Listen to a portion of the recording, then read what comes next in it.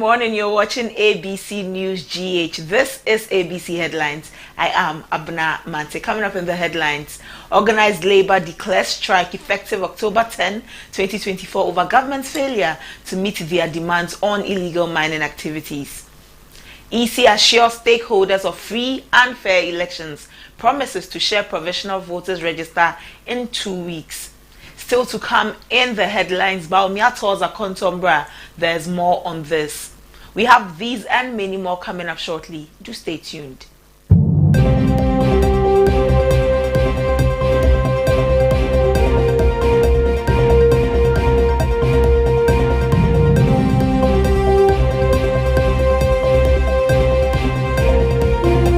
Flag bearer of the NPP, Dr. Mamadou Bawumia, has, as part of his campaign tour, made a stop at Seshua Akontombra in the Western North region with a chanted crowd to welcome him.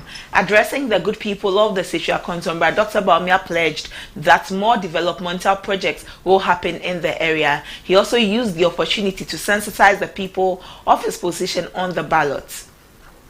To me, what I say is not possible. Yes, we can say it is possible. It is possible. The free TV account. The teacher training allowance above you. The nursing training allowance above you. Coco Equia 4. The Coco rehabilitation program. Coco Duane, ya peja munyina biom. Ene usha the cocoa price no ako 3,000 Ghana cedis. Na dia oni say ye fire ni share 80 ade akodi vrafo omubeye omuye bibia yes ye be bibi. Omuye bibia yes ye be bibi. Coco station I know contemporary. To me, what I say is not possible. Yes, we can say it is possible. It is possible. The free TV account. The teacher training allowance above you. The nursing training allowance above you.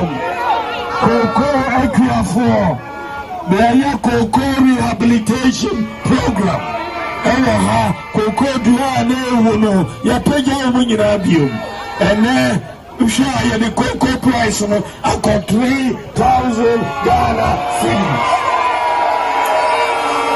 Na dia oni say ye fire ni share 80 ade akodi vrafo omubeye omuye bibia yes ye be bibi. Yes, the flag bearer of the National Democratic Congress, John Dramani Mahama, has reiterated his commitment to ensuring that LGBTQ+ activities do not have a place in the country. Abraham Paibono Kosono, the Radia Kachemini, and Nam.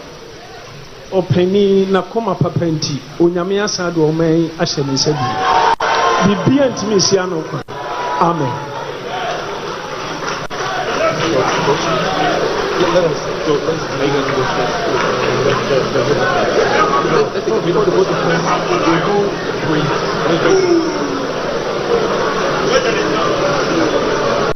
The heaven has established what we have agreed upon this earth, do it. For when 2 or 3 shall gather and shall bind on this earth, it shall be bound in heaven. And when we loose on this earth, it shall be loose in heaven. We have declared a new time and a new season. According to the word of the Lord, so shall it be. In the name of Jesus. And thou, O Father, take the glory, take the praise, and take the honor. And the people. Sponsors of the of the Human Sexual Rights and Family Values Bill, popularly known as the Anti-Gay Bill, have scheduled a peaceful walk to the Supreme Court to protest delays in the bill's determination. On Tuesday, October 8, 2024, proponents of the bill will gather at the Kwame Nkrumah Circle in Accra before marching to submit a petition to both the Attorney General and the Chief Justice, Her Ladyship Gertrude Torkornoo. This action is part of their efforts to expedite the bill, which has been pending since its passage by Parliament on February 28, 2024. The peaceful walk, originally planned 2 months ago, will involve various religious groups and stakeholders. The decision to protest follows the Supreme Court's ruling on July 17, 2024 to delay judgments on anti-gay cases until all related legal matters are resolved. The Human Sexual Rights and Family Values Bill seeks to criminalize LGBTQ+ activities in Ghana. During the walk, the sponsors will formally petition Chief Justice Torkornoo to schedule a date for the final ruling, reflecting the ongoing and intense debate over LGBTQ+ rights in the country.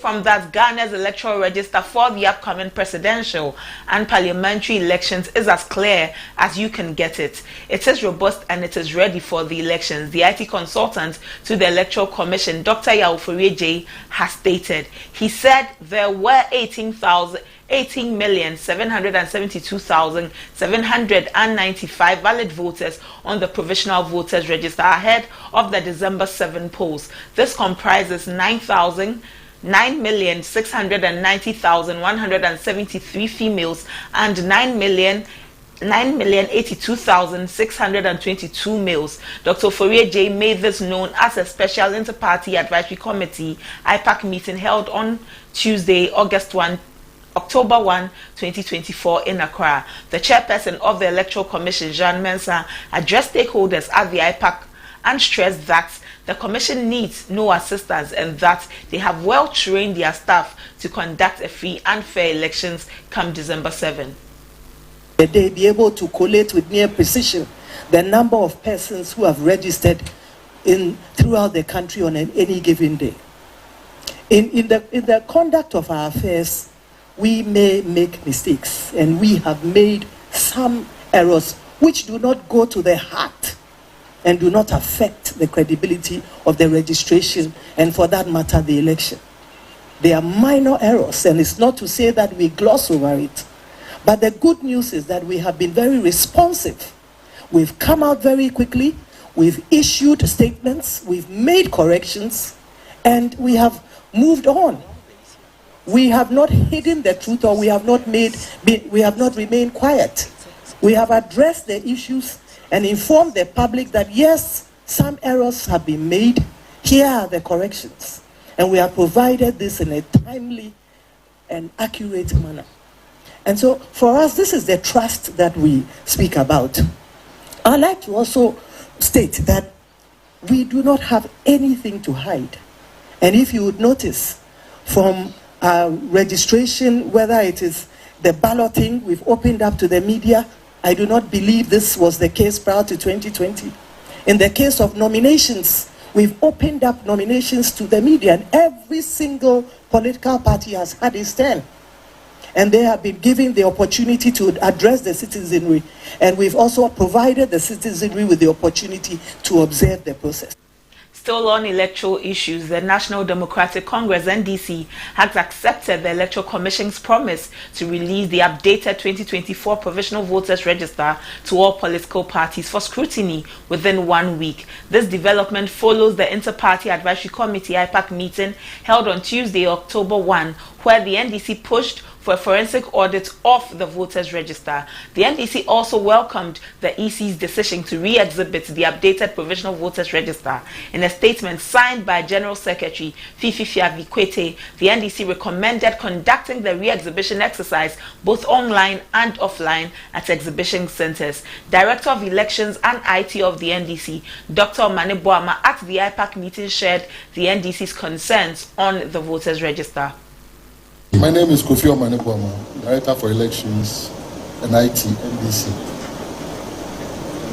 I think that the ground rule must be modified. Obviously, no other political party was seen during the PowerPoint presentation being responded to.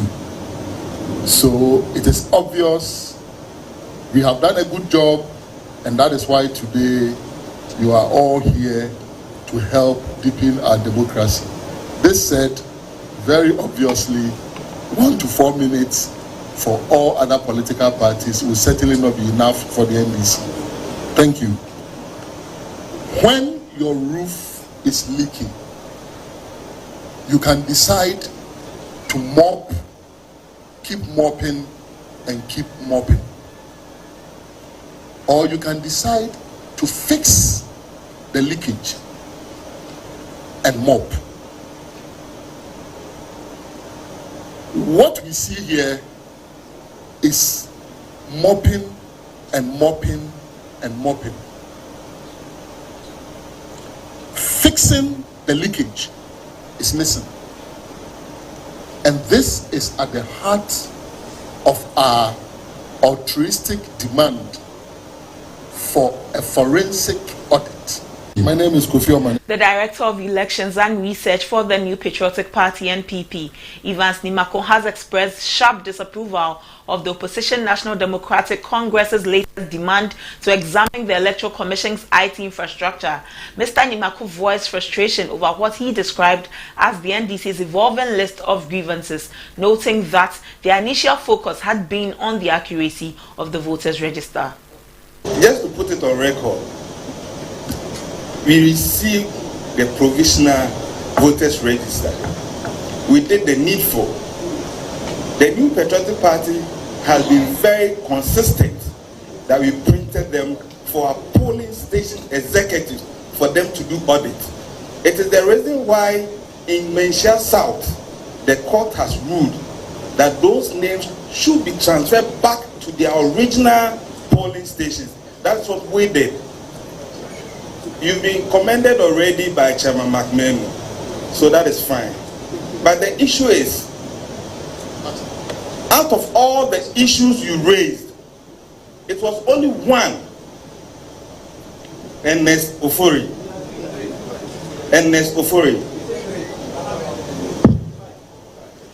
Of all the issues, the categories you raised, and the numbers involved, 284,000 transferred, 15,000 transferred, 50,000 dead people. It was only one. So please, I think today the data has said it all. The data has said it all to the extent that your methodology has questions.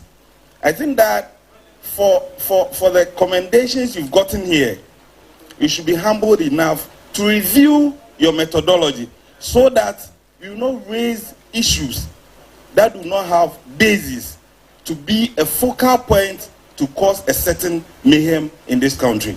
Just Away from electoral issues, organized labor has declared a nationwide strike effective October 10, 2024, following the government's failure to address their demands concerning illegal mining, commonly known as galamsey. In an emergency meeting held on Tuesday, October 1, organized labor expressed their frustration over government's inaction. It had previously set a deadline, the end of September, for government to take decisive measures against illegal mining activities, which they argue are detrimental to the environment and the livelihoods of many Ghanaians. Joshua Ansa, Secretary General of the TUC, in a statement noted that following the expiration of our deadline and the failure of government to meet our demands on illegal mining, organized labor has decided to declare a nationwide strike with effect from October 10, 2024.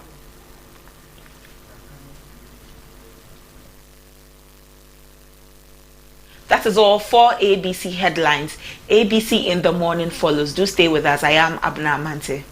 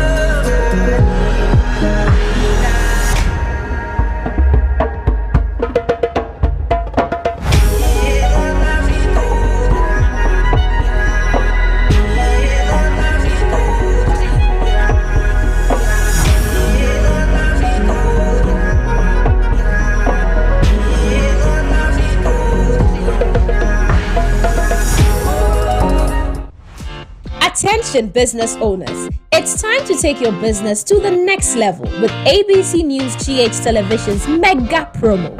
from August 1st to October 31st, 2024. We're offering you unbeatable deals to advertise your products and services. Don't miss out on this amazing chance to reach more people and grow your brand.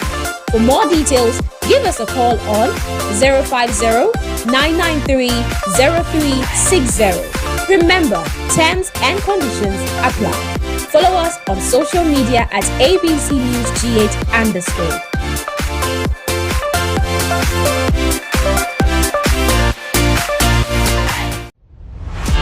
Attention business owners, it's time to take your business to the next level with ABC News GH Television's mega promo.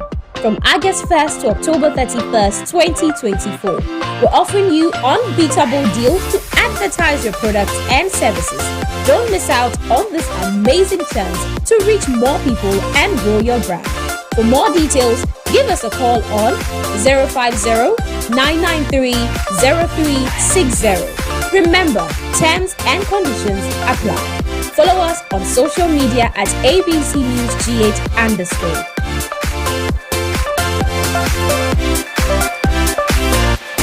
You can advertise your brand or business on ABC News GH Television. Call us on 030-278-8645 or 050-993-0360 to secure your slot.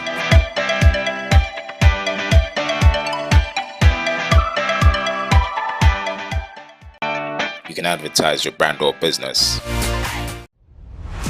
Attention business owners, it's time to take your business to the next level with ABC News GH Television's mega promo. From August 1st to October 31st, 2024, we're offering you unbeatable deals to advertise your products and services. Don't miss out on this amazing chance to reach more people and grow your brand. For more details, give us a call on 050-993-0360. Remember, terms and conditions apply. Follow us on social media at abcnewsgh_.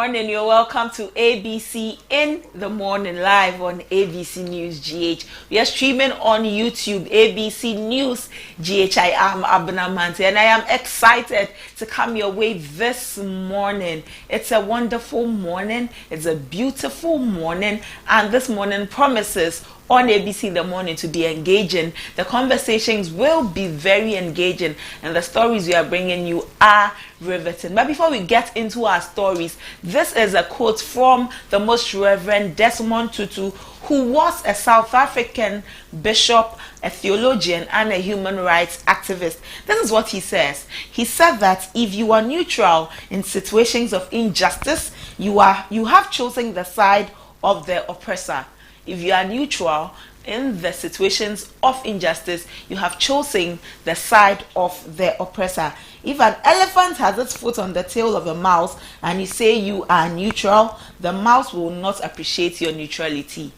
If you are neutral in situations of injustice, you have chosen the side of the oppressor. And that is the thought for today. When you find yourself in any place where an injustice is being perpetuated, you owe it to yourself and to the greater good to stand up for what is right. Don't remain neutral. And there are certain situations that do not appreciate your neutrality, because in being neutral in those situations, you are perpetuating the injustice that is happening there. So Desmond Tutu has this to say, and I shared that with you this morning as we begin our day on ABC in the morning. Front Story is up next. Stay with us.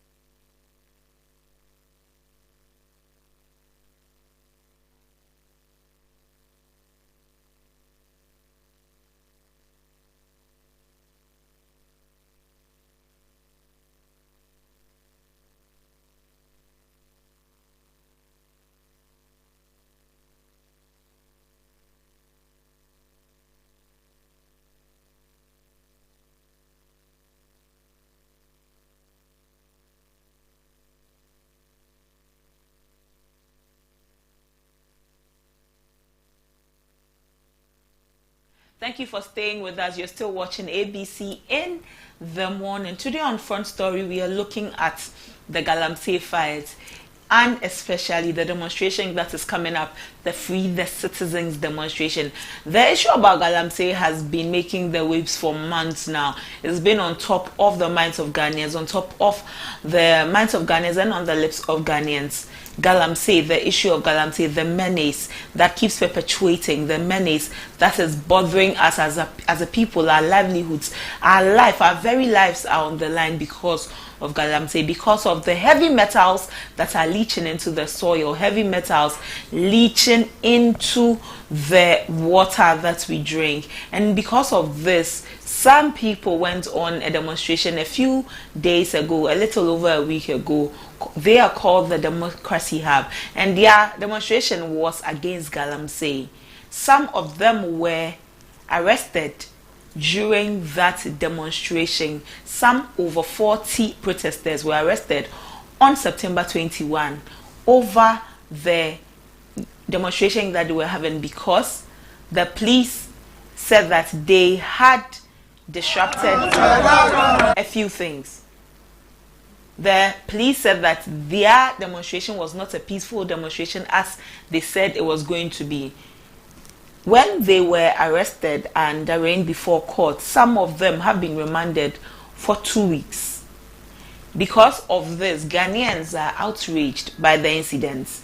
Ghanaians have been very mad by it, especially on social media, and they have taken to social media to seek justice and the release of these protesters. When you go on a platform like X, the hashtags Free the Youth, Free the Citizens have been trending since the arrest of these protesters who went to protest the Galamsey menace in the country. Free the youth and free the citizens are some of the hashtags that have been trending. What is Galamsey for those of us who do not know what Galamsey is? It is small scale. Galamsey is a form of small scale mining that is done illegally. Mind you, in Ghana, small scale mining is legal. However, Galamsey is that kind of mining that is done illegally.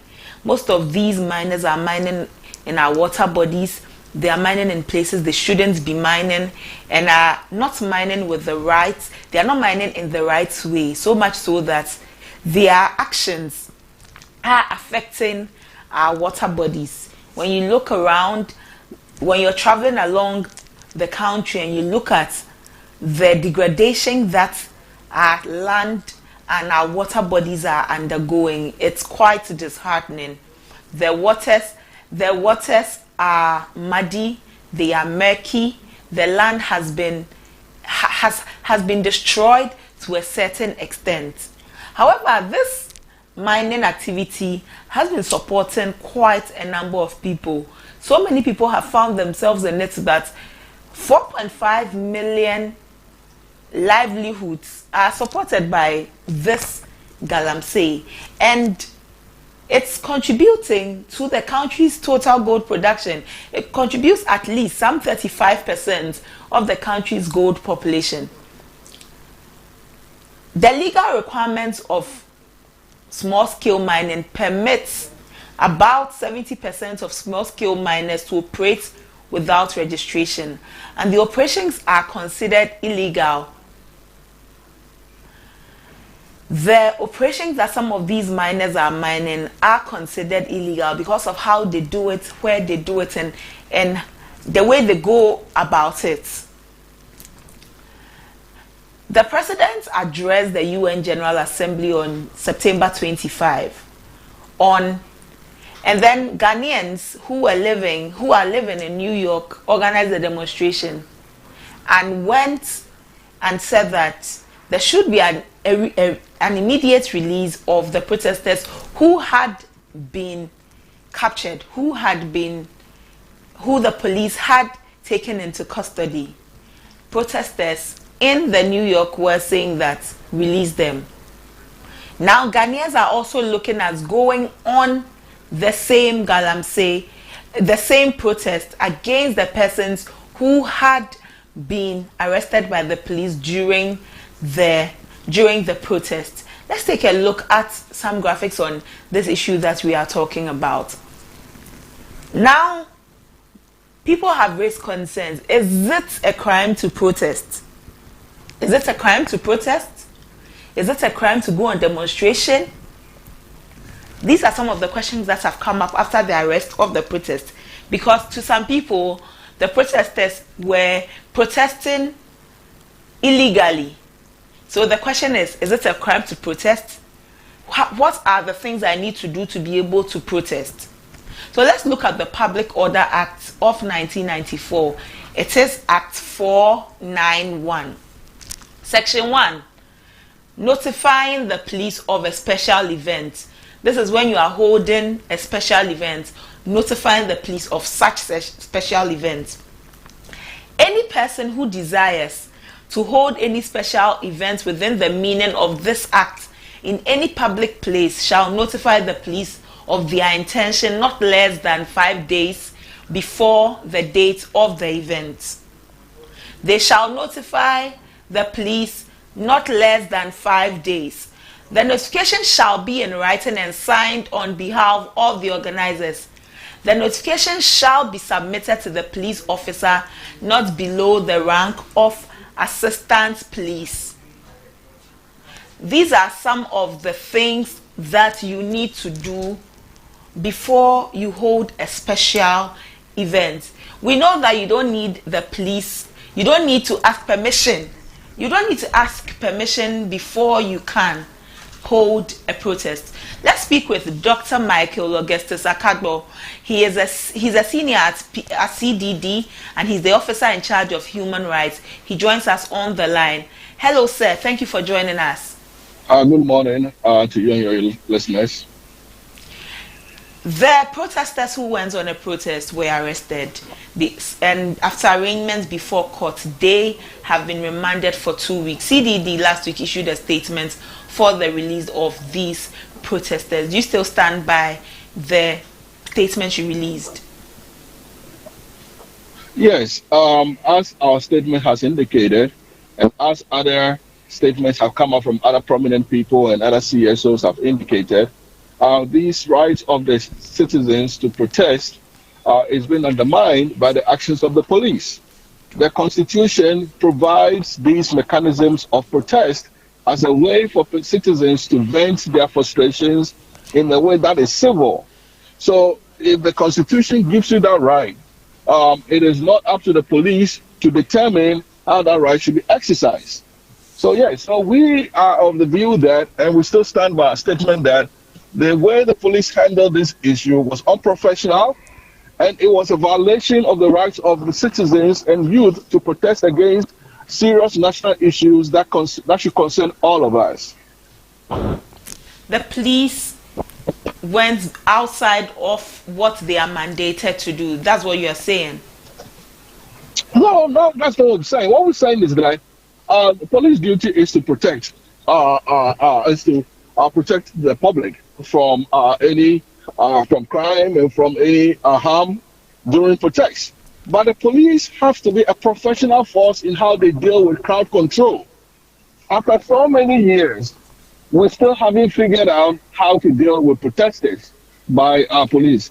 So it is an issue of the police not having really been prepared to deal with how to manage crowd control during moments of protest. What we're also saying is that if during the protests there were instances where people had committed any crimes, then the police have the power or the authority to arrest such persons.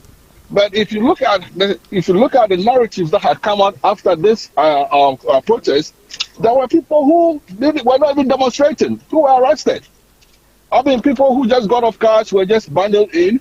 We had somebody who was supplying food to people who were in prison who was also arrested just for going to be giving food to the the detainees. So these are some of the things we are arguing about.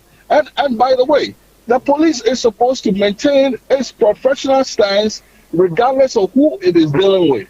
If you see how the police have been treating youth and young people when they demonstrate in this country, it is very worrying. It is with this mindset of, oh, these are young boys and these are children and we are going to discipline them and we are going to show there's so much disdain for young people when they protest. Do you believe that if the NDC or the NPP had gone on such a demonstration, this is how the police would have reacted? No. So the police has to be mindful to understand that when we talk about the equality of rights, it includes everybody. All Ghanaians have the same access and equal right guaranteed by the Constitution. It is not just a certain segment of the population who should have some rights over some people. The future belongs to the young. And if they have issues with the state and with the government, they need to be able to express their rights and themselves in the way that the Constitution gives them power to do so. Dr. Akagbo, many have said that the actions of the police and then the state attorneys is in a way supposed to scare people from going on demonstrations. Democracy had released their statements. They said that the police have been moving clients without informing their lawyers, have been misinforming clients on issues and all. So it makes people feel like this is a very deliberate effort to cause some fear, or is a scare tactic so that in future people will be very careful before they go on demonstrations. From your exactly. I mean, this is a deterrence method. I mean, the deterrence method is that, for instance, to deter people from becoming corrupt officials, if we find one person who is corrupt, we will sentence him to the maximum term so that others will be afraid not to become corrupt. It's the same mindset that if we treat them with such hard-handedness, if we make their life so miserable, next time others will be afraid to come out to protest. But that violates the conditionalities upon which our democracy rests, and which is the human rights component of our democracy. Look, democracy is only functional in societies where human rights are guaranteed. If you take away the human rights out of any state system, it ceases to become a democratic system.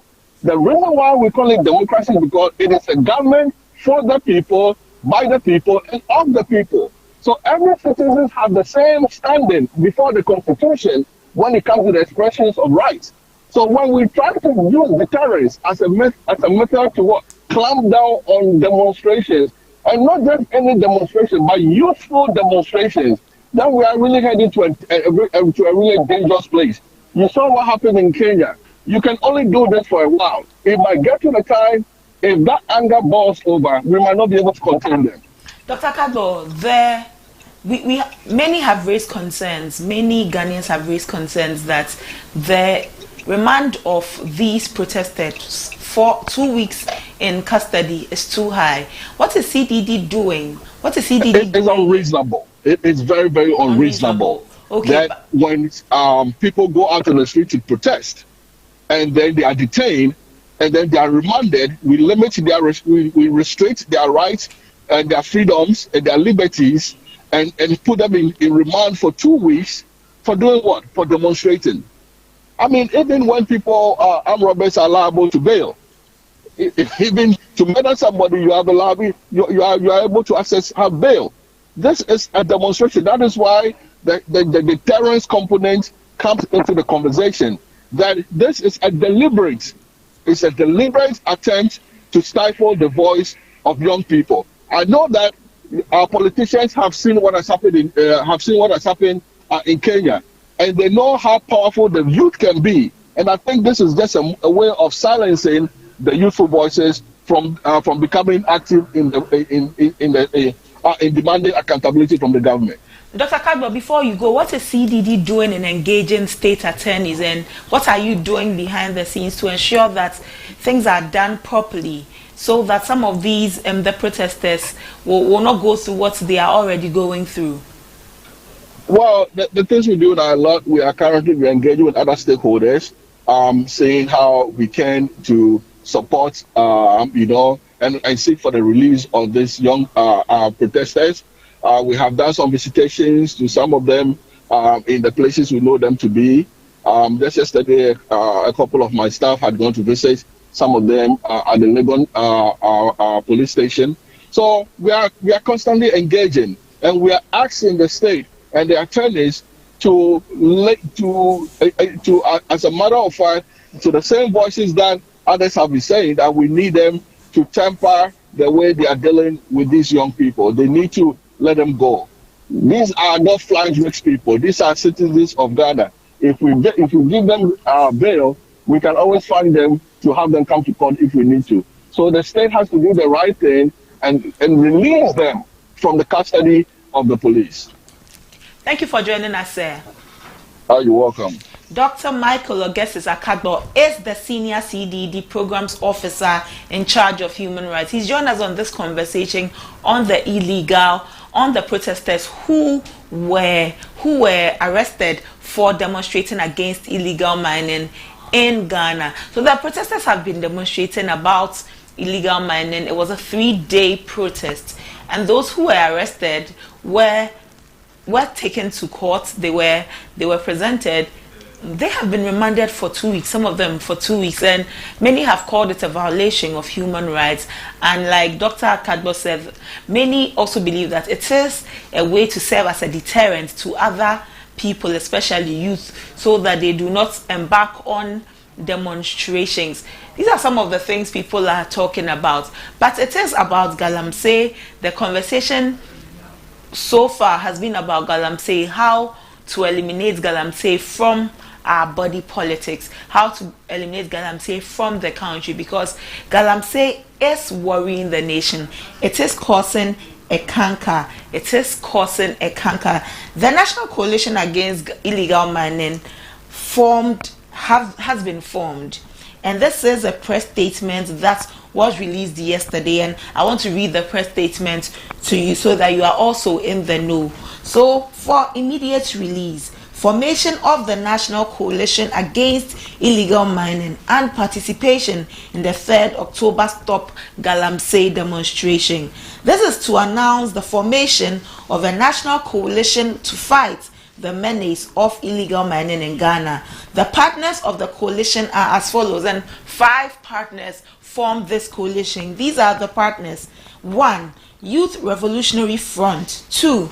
Youth Republic; 3. Economic Fighters League; 4. Democracy Hub; and 5. Fix the Country. These 5 groups have come together to form the National Coalition Against Illegal Mining, and this is what they are saying. The coalition is by this extending an invitation to organizations, individuals, and pressure groups to come on board as partners in this coalition. The coalition further announces that we will fully participate in the demonstrations scheduled for 3rd October 2024 with 2 focal demands. Tomorrow there is a demonstration. It is called the the Citizens Demonstration. So coalition said that they are going to be part of this demonstration, but their demands are 2 focal demands. Let's take a look at them. 1. Declaration of a state of emergency against mining in water bodies and forest reserves. A declaration of a state of emergency against mining in water bodies and forest reserves. 2. The release of young Ghanaians who have been remanded in police custody following the Democracy Hub demonstrations. The release of young Ghanaians who have been remanded in police custody following the Democracy Hub demonstrations. We further state that no political party will be allowed to compromise the objectives of this demonstration. This is a purely non-political demonstration with the interest of Ghana at its very core. This is signed by the National Coalition Against Illegal Mining. Aremeyaw Wusama signed this. Aremeyaw Wusama signed this. We'll be speaking with them, the Coalition Against Illegal Mining, to find out what they are looking at achieving. Tomorrow, Free the Citizens demonstration is happening. Tomorrow, Free the Citizens demonstration is happening. This is because demonstrators or protesters were arrested, and they have been in police custody since their arrest. They were taken to court. Court has remanded them. These were some of the charges that were brought against them: unlawful assembly, a conspiracy to commit a crime, unlawful assembly. This is one of the things that was against the people that were arrested following the Democracy Hub demonstrations. But before we went to speak with Dr. Akabo, we're looking at the Public Order Act 491, and it says that to hold any special event, you need to notify the police not less than 5 days before the date of the special event. So you want to gather for a demonstration, you need to notify the police not less than 5 days. So at least 5 days before the event, you need to notify the police. Again, the notification shall be in writing and be signed by or on behalf of the organizers of the special event. So if Abena Mante is organizing a special event and she's notifying the police, she ought to sign the notification herself. It should be put in writing, and she has to sign the notification either by herself or on behalf of herself of this special event. And in putting the notification into writing, you will name the nature of the event, the place and the hour of that special event, and the time of commencement, the proposed route and destination, if any, and the proposed time of closure of the event. You have a special event like a demonstration you want to hold. Abena Mante is organizing a demonstration. She is the organizer of Abena demonstration. She will have to notify the police not less than 5 days before that demonstration. In her notification to the police, it has to be in writing. Abena has to sign that. If Abena is unable to, it has to be signed on her behalf. that notification she's sending to the police shall specify the place and hour of the demonstration. So Abena demonstration will be happening at the forecourt of the trade fair at 8 a.m. It is starting at 8 a.m. It will end at 5 p.m. And in the course of the demonstration, her group will use this lane, that lane, and this lane. All of these will have to be in that notification to the police. So where a police officer notified of a special event under this act has reasonable grounds to believe that the special event, if held, may lead to violence or endanger public defense, the public order, public safety, public health, or the running of essential services, or violate the rights and freedoms of other persons, he may request that the organizers postpone the special event to any other date or to relocate the special event. That you have written to the police is not enough to stage that event. If the police peruses your notification and finds out that